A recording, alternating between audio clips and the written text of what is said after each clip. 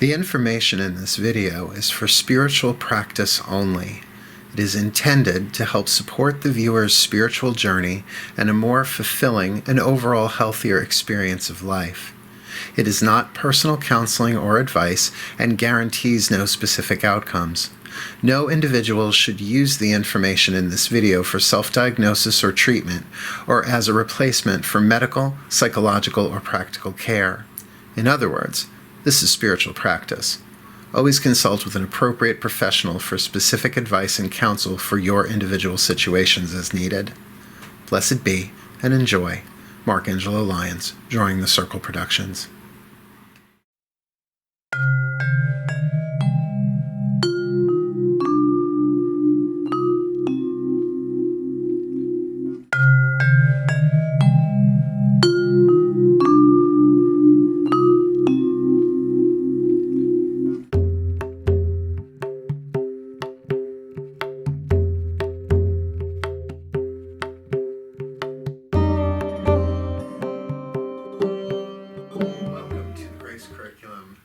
Class 3, Piety and Mercy. Before we get into tonight's curriculum, we're doing it in 3 parts like we usually do. We'll talk about the chakra, the basics, then we'll do the first grace and the second grace. Do you want to start with a prayer? So let us just take a moment to breathe ourselves into the present moment. Breathe ourselves into the now. And the present moment is the only stage we have. And the only one we need.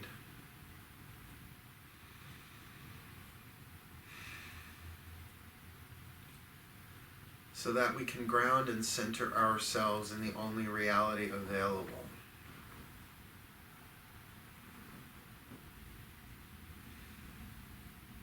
From here, I offer this prayer. Dear gods, hover over us. Flood us with the graces that we need, that we may have a deeper experience of them. As always, we ask for the maiden grace, the grace of humility, to know that we do not know, but we are willing to be shown. The mother grace of hope, that we alone do nothing, but with the gods all things are possible. Even miracles. And the crone grace of endurance, that not on our strength alone, but with the strength of the divine within us, that is the very challenges in life, our trials, our tribulations, our lessons, that evoke this strength, that push our envelope so that we draw upon the eternal nature within our true identity, our true selves. And that with these 3 braided together, strong and tight, we can move forward in our lives, extend our creativity, metabolize truth, and become fully empowered spirits in human form, and manifest our destinies rather than suffer our fate. Hover over us, rise within us. For we are here only to be truly helpful. We are here to represent you who sent us, so we don't have to worry about what to say or what to do, because you who sent us are directing us, and we are content to go wherever you wish, knowing that you go along with us, and that we will be healed as we are taught how to heal. Thank you. So mote it be.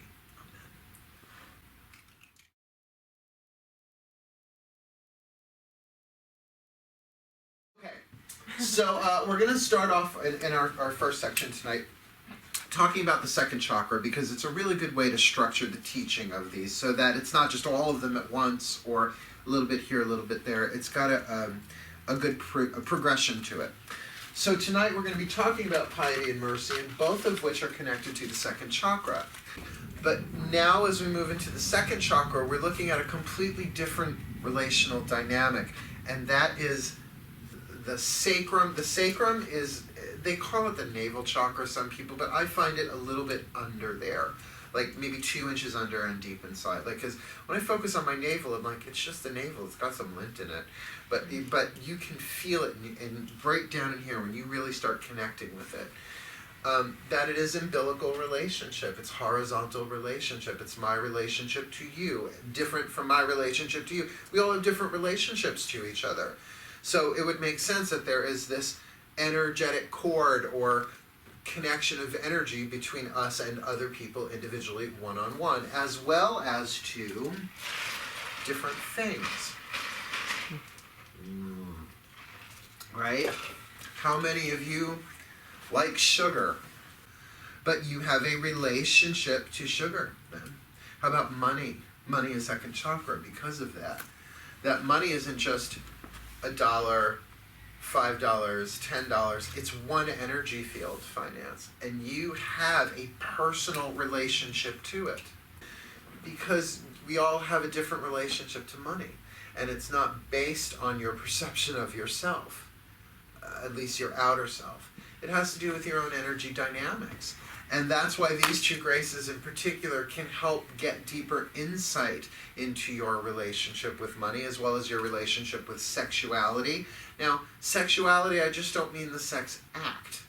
I mean that sexual energy, that creative energy that fuels the fire of your system. Everybody has some sense of sexuality about them, even if it's not externalized. The first real decision we have to make before coming into a body is gender. Probably before we figure race or nationality into it. It's like, well, male or female, what you want to be. And now we know that we have the ability to change that once coming into at least the identification portion of it. You can identify as transgender male, transgender female, binary, all of these new Facebook options. We can check all these different boxes for ourselves. You know, that just wasn't the case for centuries and centuries and centuries. So the second chakra is, I think, incredibly fascinating in the sense that the second chakra helps us navigate through the world in a very different way than the root chakra does. The root chakra is essentially fight or flight, where the second chakra is a voice of guidance that tells you what's right for you in a one-on-one thing in the present moment. So I know for myself what helped me, for instance, lose weight. I could talk about this in 100 different ways. But one of the ways I lost weight, I was about 30 pounds heavier, I don't know, 5, 6 years ago, was that I really looked at my relationship to starch, sugar of any kind, and, which is the good carbohydrate? That's the complex carbohydrate? I forget which it was. Because it all turns into sugar. So I looked at my relationship to sugar and white pasta and how much of it I was eating, white flour, how much of it was, and I got that what that was really giving me was obviously not nutrition. It was giving me comfort. So how could that not be an addiction? That I was reaching what we call comfort foods. Kale is not a comfort food. Mashed potatoes is comfort food, right? A granola bar, well, the granola bars they have today are comfort food. Back in my day, granola was hard and crunchy and you could chip a tooth. Now it's got chocolate and caramel and all of that stuff in it. That's not fair, right?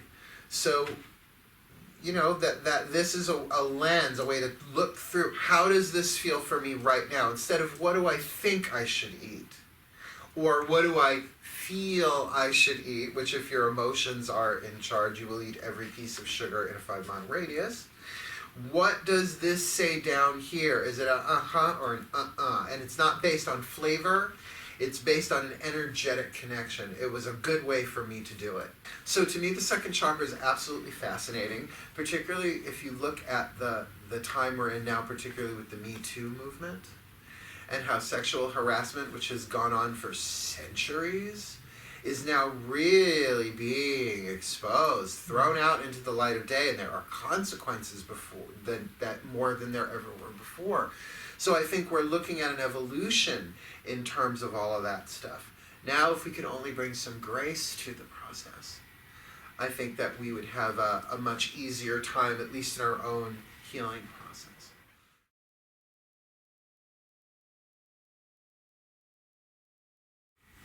the thing about the second chakra, really all of the chakras, is that yes, there is a grace or two associated, but there is also a deadly sin. The deadly sin is greed. Now, it is instantaneous when I say the word greed that you think money. Right? But that's a teeny tiny portion of greed. Because you say, well, I'm not greedy. Me, I'm not greedy. No, I make just enough money to live and maybe a little bit. Oh, no, I'm not greedy, I'm not greedy, I'm not greedy. But understand that money is just one aspect. How about being right? Do you have a greed to be right? How are you when you discover you're wrong about something? Or do you hold your positionality, even when the facts are completely opposite of what you believe to be true? Greed for power, greed for attention. In other words, if you look at greed, it is in the belly and the intestine. It's a hunger. It's a bottomless pit. That it doesn't matter how much you get, like sugar. Oh, you can get fed up on sugar for 24 hours, but a couple of hours go by, you're going to want it again. It's a never-ending hunger. Doesn't matter how much stuff you try and fill up that hole with. Because at the bottom of that hole, there is a misidentification about who you really are.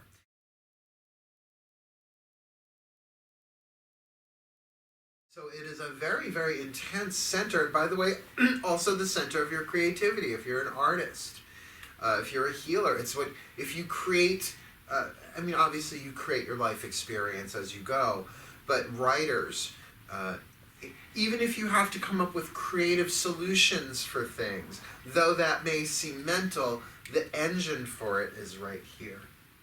So cleaning up this chakra is just tricky in general, not even bringing graces into it.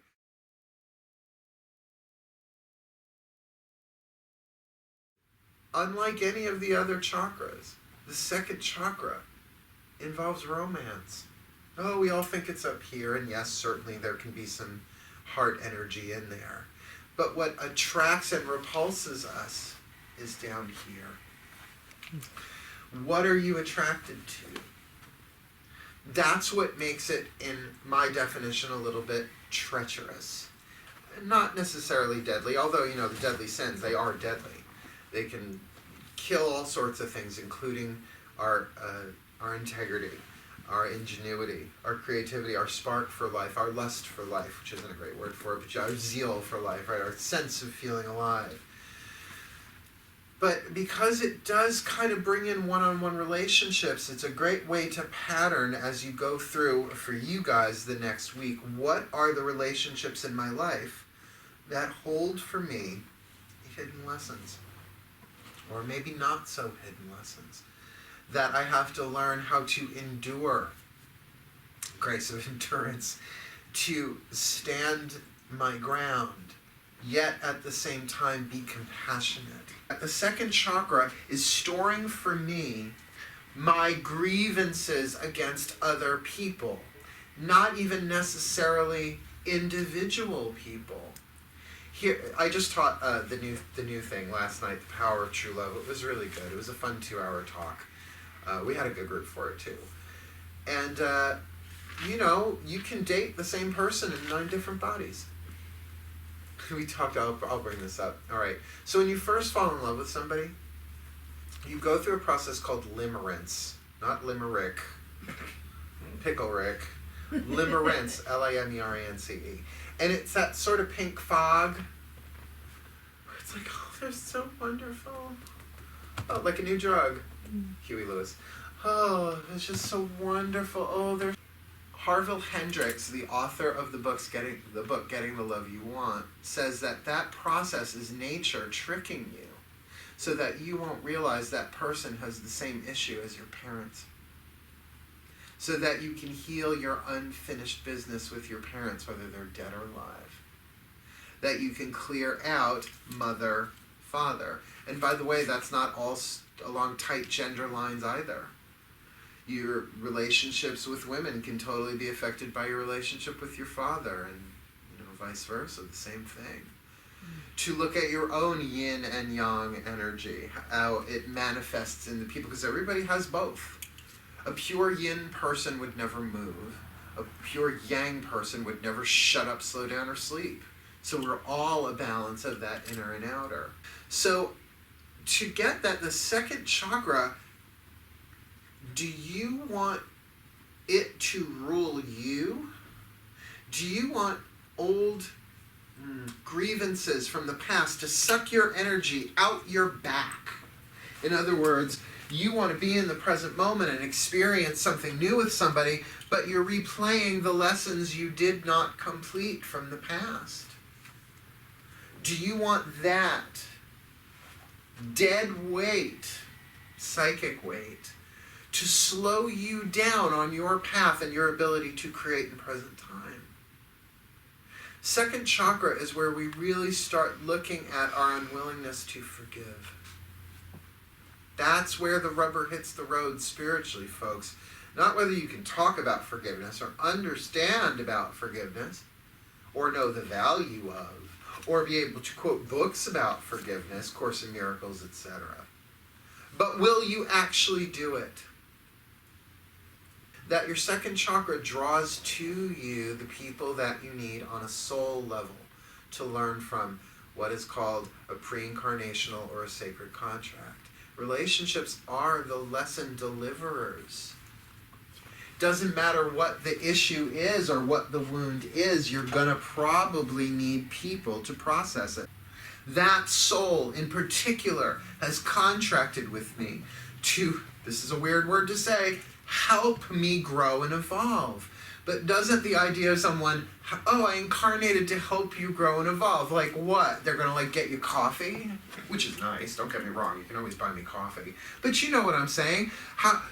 The day where the individuals in your life all agree with you are not necessarily the days of your highest spiritual evolution. It's great, but it's usually the result of the spiritual work, healing, psychological forgiveness, all that stuff that you did before that. So that you lighten the load energetically, you alchemize the lead to gold. But you can get that we walk through the gates of heaven into peace, into healing, because of our one-on-one relationships, the challenges that they bring. And here's the beauty of it. You don't have to wait for the other person to start fulfilling their end of the contract. You can fulfill your own. It's like letting go of the tug-of-war rope.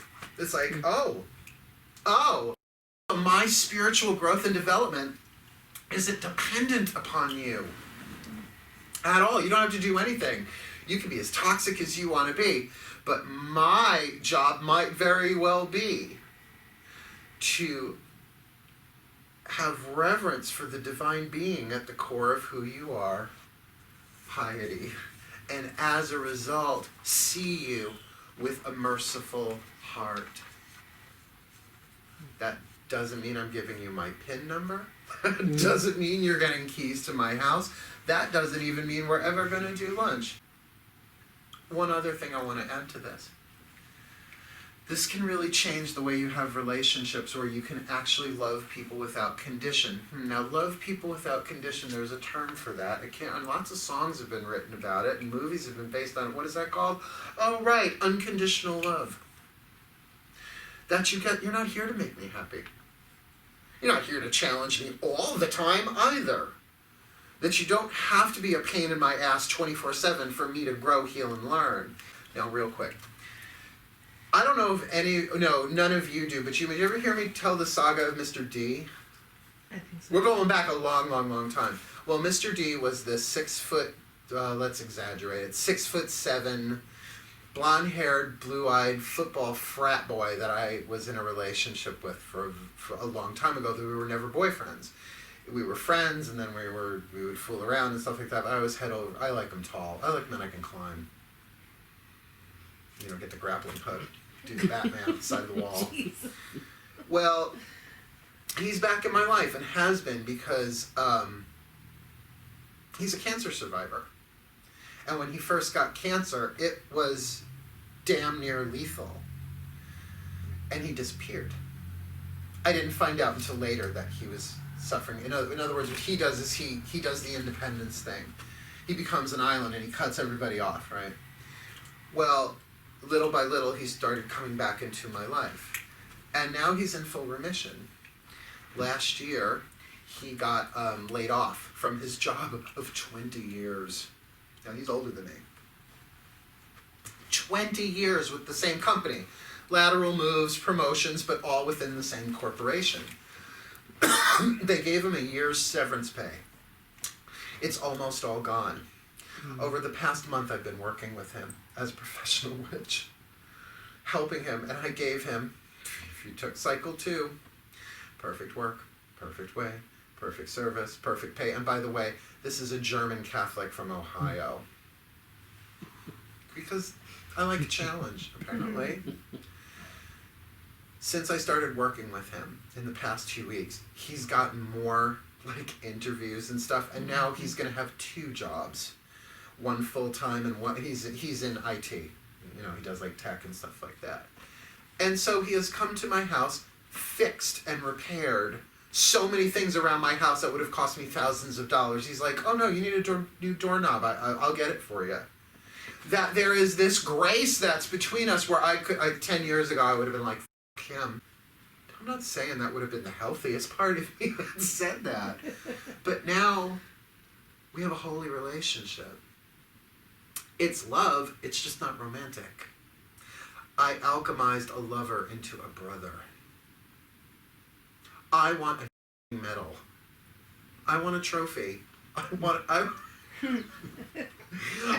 want an afterworld ceremony, an awards ceremony, like at the end of fucking Star Wars, the first one. I do. I want them to say, and now the winner of the lover to brother. But that's what this stuff can do. Can heal miracles, but not on your own, and not just through talking, not just through the process of the mind.